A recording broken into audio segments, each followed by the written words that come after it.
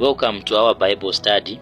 We are now looking at the book of Genesis chapter 20. So quickly we will jump to verse 3. It reads, "Indeed you are a dead man, because of the woman whom you have taken, for she is a man's wife." Alright, I have actually came to realize that this is a scripture for battle. A scripture for battle. The whole chapter, in fact.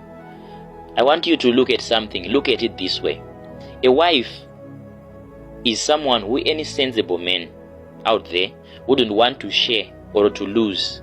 Okay? In fact, she is actually a part of you, and if anything manages to take that away from you, it leaves a void. You see that? It leaves a void. And if we are going to look at it, what did Sarah represent in Abraham's life? God had promised Abraham a son, a child, okay, Isaac. And this Isaac was to come through and by Sarah. You see that?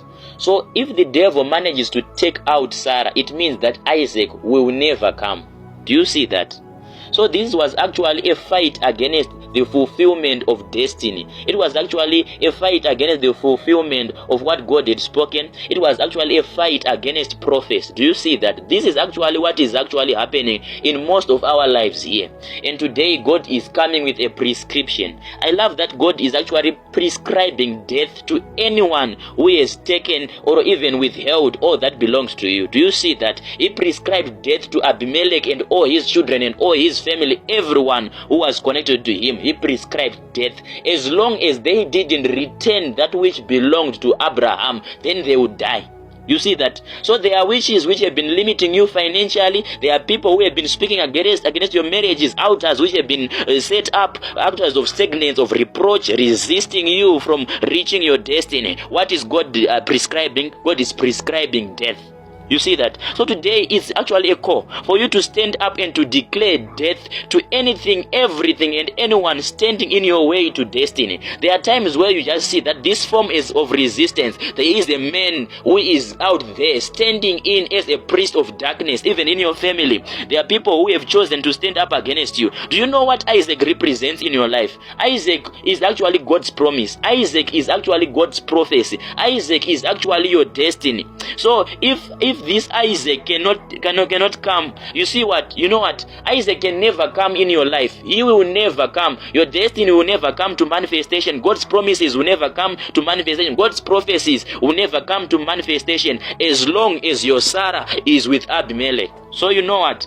Abimelech is to either die or they restore your Sarah willingly. Either way, we are taking this Sarah back by force. Alright? So by all means, you shall fulfill destiny. And you shall fulfill all that which God spoke concerning your life. Those prophecies which have been hanging around your head and have never managed to be fulfilled, you have now to stand up and to step up. It's you just being steered up to get into battle, a position of battle, to recover and to restore all. You see that? Yes. So you are reading verses 7 and verse 17. What do you see? You see that God had closed the wombs of everyone who was in Abimelech's house.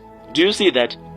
Yes, may God close all the doors. May God close all the opportunities for everyone who has chosen to stand in your way to your destiny, who have chosen to stand against you. You see that? If they have touched your destiny, if they have touched anything to do with your life, they have touched maybe your prayer life, they have touched your heart, they have touched whatever they have touched concerning your life. Some have touched even your womb, some have touched even your health. You know what? May God touch their lives in Jesus' mighty name.